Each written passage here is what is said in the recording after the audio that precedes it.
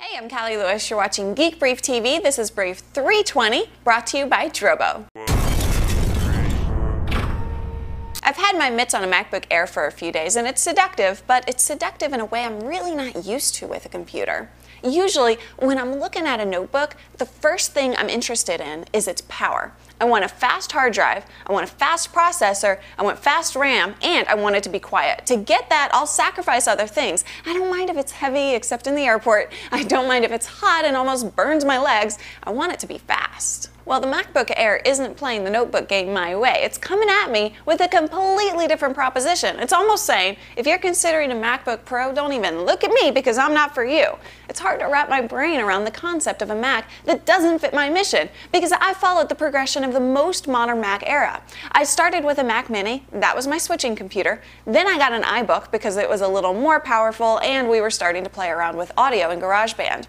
When it was time to try video, we got an iMac G5. Neil took over the iMac, so I got a MacBook. We went pro with the podcast and got a Mac Pro. The progression has been consistent. Get the desktop, then get the notebook that most closely performs like the desktop. Then this MacBook Air came along and it doesn't fit my mission, and you know what? I was kind of relieved because I really didn't want to buy a computer after Macworld this year because I'm happy with what we have apart from the need for more speed. From my perspective, the MacBook Air is a writer's computer. And when I say writer, I mean writer who doesn't need to produce video. It's the computer for people working with letters. If you can get past the price, it would be the perfect computer for college students. It's lightweight but feels solidly constructed. It's also extremely well balanced. I can walk around with it in the palm of my hand and never feel like it's going to tip over.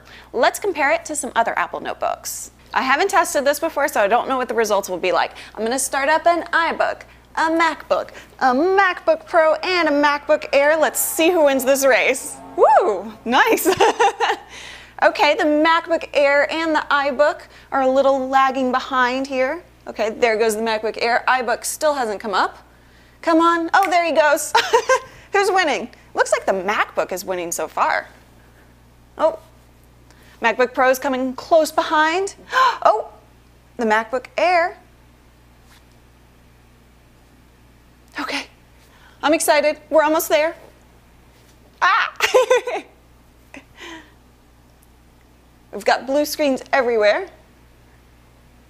Oh, is it the MacBook? The MacBook brought our desktop up first, then the MacBook Pro, then the iBook, then the MacBook Air. I can't recommend the Air to anyone who intends to work with any kind of video, but I'm not really sure Apple would either since they didn't include a FireWire port. It's really for the person whose personal mission is about portability and working on the web or in Word or Pages. It's really a sexy little machine. This one has been dedicated to the big trip by TaylorMark.com, so it's now up on eBay. Who knows, you might be able to get it for less. Wednesday night we had dinner with some behind-the-scenes high-tech people, and after dinner we were talking about Drobo. They said they didn't get what it has to offer over NAS. We went into evangelism mode and explained all the good points, including my favorite, you don't have to install any software to make it work. All you have to do is plug it in. It does for storage what the iPod did for MP3s. It makes it simple. My Drobo discount is worth $50. You just need the code Callie at drobostore.com. I'm Callie Lewis. Thanks for watching.